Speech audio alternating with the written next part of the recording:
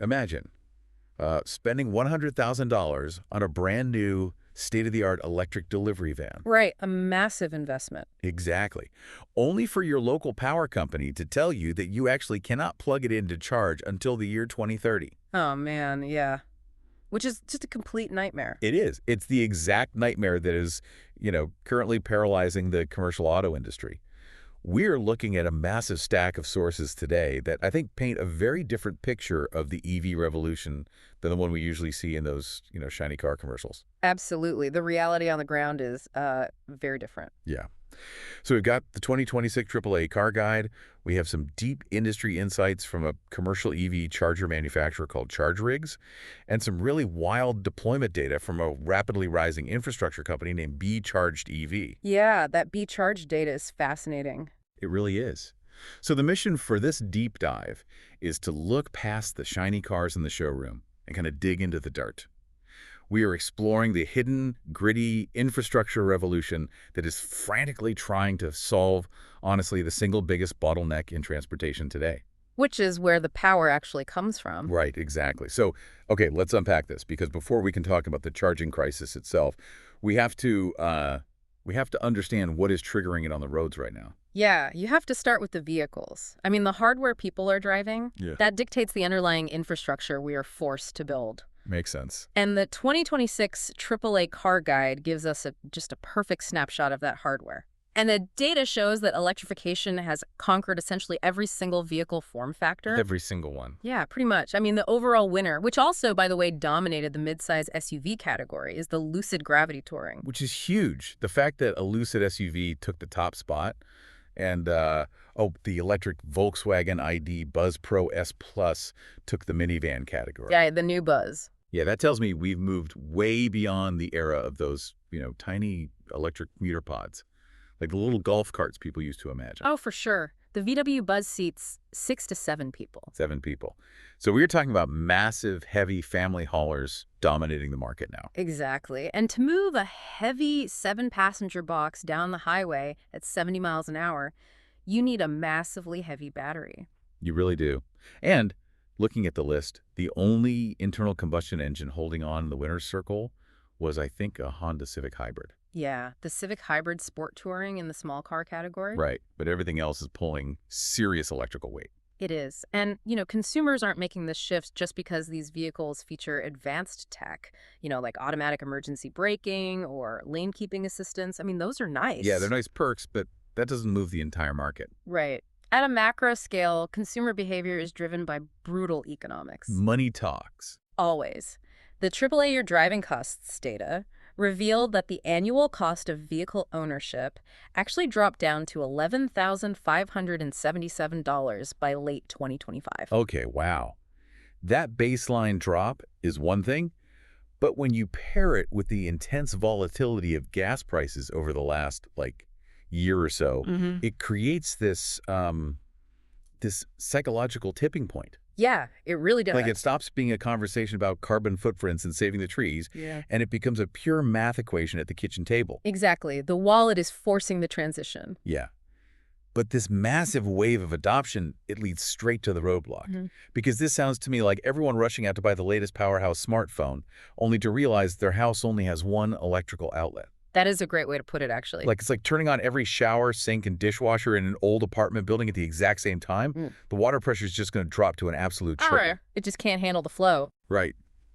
If we have millions of people buying heavy Lucid SUVs and commercial fleets are buying thousands of electric delivery vans, the electrical pipe feeding the building simply isn't wide enough. No, it's not. And this infrastructure crisis is exactly what ChargeRigs refers to as the gridlock. The gridlock. Yeah, because people tend to conceptually treat an EV like a smartphone. You just plug it into the wall when you get home and you don't think about it. Right. You wake up and it's at 100%. Exactly. But at a commercial scale, the physical and financial realities of fixed charging are an absolute nightmare for corporate accountants and logistics managers. I can only imagine. I mean, to install a single fixed DC fast charger, a business has to spend anywhere from $50,000 to over $250,000. For one charger. For one charger. That is insane. Correct. Because you aren't just buying a piece of hardware, right? You're paying for all the construction. Oh, yeah. The construction is brutal. You are paying crews to literally rip up your asphalt, trench through solid concrete, lay down this heavy-gauge industrial conduit, pour new concrete on top of it, and then wait months for city permitting. Month after month. And honestly, the capital expenditure isn't even the primary hurdle. Time is the ultimate enemy here. Time. Yeah. Consider a logistics company swapping their diesel fleet for, let's say, 150 new electric delivery vans. Okay, 150 vans. That's a decent-sized fleet. Right. So to charge that fleet overnight, their depot might require 1 megawatt of continuous power. And for some context here, a megawatt is roughly the equivalent of dropping an entire small town's electricity demand onto a single parking lot. Yes, it is a staggering amount of energy. And what's fascinating here is how local substations actually operate. Okay. They are rated for very specific historical loads. Like what the neighborhood has drawn for the last 20 years. Exactly. So when a fleet manager comes in and requests an extra megawatt, the utility company has to upgrade the local transformers. They have to run new high-voltage transmission lines. Which you can't just buy at Home Depot. No. The physical supply chain for those industrial transformers is incredibly backlogged. So the utility tells the fleet, well, we can deliver that power, but the grid architecture upgrade will take up to 4 years. 4 years. Yeah. So you have 150 vans sitting in a lot today, depreciating in value every single day, and the physical electrical grid itself is the roadblock preventing you from turning them on. It is the ultimate bottleneck. Now, I know ChargeRigs does offer mitigation software called GenEQ to sort of manage this, acting as a smart power sharing system. They do, yeah. I'm kind of picturing this like smart plumbing in that old apartment building we talked about earlier. It's a good analogy. Like if the van in charging bay 1 is already at, say, 90%, GenEQ acts as a traffic cop. It restricts the flow there and redirects the heavy electrical pressure to bay 2, which is totally empty. Right, ensuring the building never exceeds its maximum power limit so you don't blow a transformer. So GenEQ optimizes the limited power the site already has. It dynamically routes the load based on real-time battery data, which is great. Yeah. But ChargeRigs is actually very transparent about the limitations of software. They acknowledge the existence of what they call grid deserts. Grid deserts. Yeah, commercial locations that fundamentally lack access to high-voltage power lines. I mean, smart software cannot conjure electricity out of thin air if the physical wire feeding the property doesn't have the capacity. Right. You can't share water if the well is just dry. Exactly. Which I think brings us to a massive pivot in how we handle this bottleneck. Because if the physical grid cannot be upgraded fast enough and logistics companies cannot let their fleets gather dust for 4 years, the solution isn't pouring more concrete for fixed stations. It's not. The solution is mobilizing the power itself. And here's where it gets really interesting, because we are seeing a major shift to power in motion. We really are. There's a company out of Beverly Hills called Be Charged EV. Right, the deployment data we were looking at. Yeah. And they now operate across all 50 states. They have completely inverted the core premise of the charging industry. How so? Well, the historical model dictates that a depleted vehicle must travel to a stationary power source, right? You go to the gas station, essentially. Yeah, that's how we've done it for a century. But Be Charged utilizes battery-powered, entirely grid-free mobile units to bring the charger directly to the vehicle. See, I hear that, but driving a massive, heavy battery around a city just to charge other batteries, it sounds like a logistical nightmare of its own. I mean, aren't you burning a massive amount of efficiency just moving the charger around? It sounds counterintuitive, I know, but you have to compare it to the inefficiency of fixed real estate. Okay, walk me through that. A stationary commercial charger requires a massive sunk cost in land and construction, right? Right, the trenching and the concrete we talked about. And then it might sit completely idle for 80% of the day if traffic patterns shift or if a depot schedule changes. Oh, that's true. If nobody is parked there, it's just a very expensive lawn ornament. Exactly. So by utilizing modular technology, like the FLE XX200 mobile DC fast charger, Be Charged transforms EV charging from a static real estate business into a dynamic logistics business. Ah, I see. They just bypass the concrete trenching, they bypass the municipal permits, and that 4-year utility wait list by completely decoupling from the local grid. It's the ultimate flexibility, really.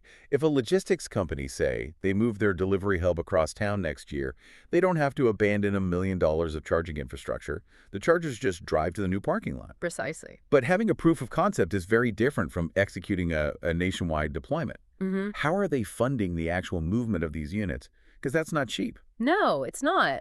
Their initial growth was actually deeply rooted in emergency response. They were acting as a modernized roadside rescue service. Oh, wow. Yeah, they pulled over 500 stranded EV drivers off the side of the road. Just rescuing them out there. Yeah. Because historically, an empty EV battery meant calling a flatbed tow truck to physically drag the vehicle to a charging station. Right. You couldn't just bring them a gallon of electricity in a plastic jug like you could with gas. Exactly. And being dragged onto a flatbed on a busy highway is humiliating, it's dangerous, and it ruins your entire day. Oh, absolutely ruins it.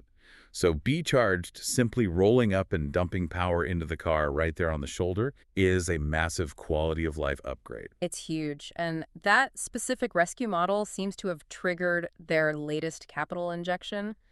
The sources detail a recent $7 million funding round. $7 million. Yeah, and $3.2 million of that is explicitly earmarked just for charging equipment. So they aren't just building an app. They are putting heavy physical hardware onto the streets. Exactly. And that capital is being immediately deployed through two major strategic partnerships. Okay. The first one is an alliance with AAA. They're bringing level 3 fast charging to regions like California, Nashville, Miami, and Texas.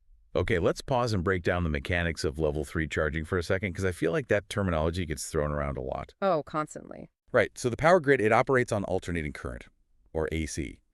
But car batteries can only physically store direct current, DC. Correct. Normally, the heavy internal computer inside the car has to slowly translate that AC power into DC power. It's like someone translating a dense book word by word. Yeah, it's a bottleneck. Right. But level 3 chargers pull that translation burden out of the car. The massive charger itself acts as a supercomputer, doing all the heavy lifting externally, and then just dumps the finished product pure DC power straight into the battery. It just bypasses the car's internal bottlenecks entirely. That external translation is exactly what allows a level 3 charger to add significant, highly usable range to a vehicle in under 30 minutes. It's so fast. It is.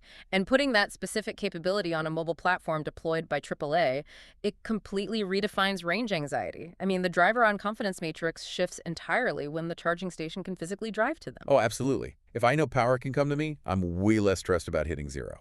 Right. And this strategy is mirrored in their second major partnership, which is an integration with Urgently's smart mobility assistance platform. Urgently, okay? Yeah, and this one is aimed directly at major metropolitan cities. Which I think targets the single most stubborn demographic in the whole EV transition, which is people who live in apartments. Yes.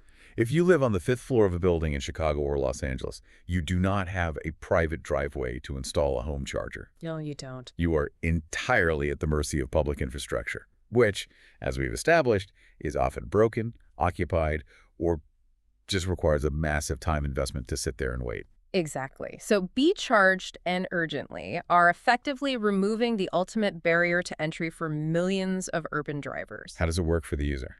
The user just requests to charge via an app, right? And a level 3 unit arrives right at their street parking spot. Wow.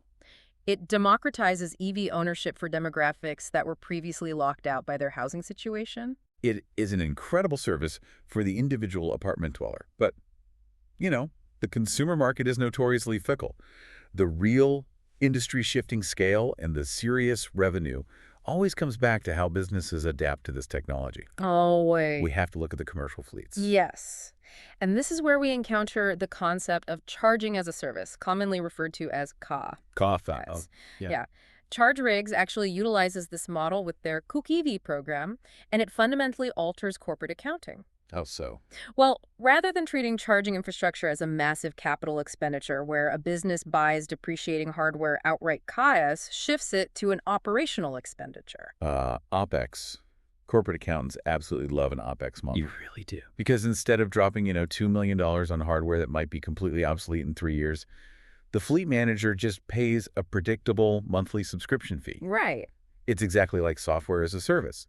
The provider handles the maintenance, the software updates, the hardware upgrades, the deployment. You just pay for the power. Exactly. And B-Charged is applying this mobile chaos model across really diverse sectors. They service last-mile delivery fleets for logistics giants, rental car agencies that need quick turnarounds in their lots. Oh, rental cars make a ton of sense. Yeah. And crucially, disaster response teams. Disaster response. Yeah. Think about it. When a hurricane decimates a coastal city's power grid, fixed charging stations become entirely useless glass monoliths. They're just dead. But emergency response EVs still require power to operate. So a mobile battery-backed charger can deploy directly into a grid-down disaster zone. That is incredible. But, this raises an important question, I think. Deploying fleets of massive batteries to disaster zones or apartment complexes is highly innovative, sure. Yeah, But rescuing stranded drivers or waiting for a hurricane is wildly unpredictable. true. You cannot build a sustainable nationwide logistics company hoping that people experience a string of bad luck. How are they monetizing this in a way that actually keeps the lights on? Right, this raises an important question. They are scaling through a membership subscription model. Okay, memberships. They're targeting a baseline of 1 million members.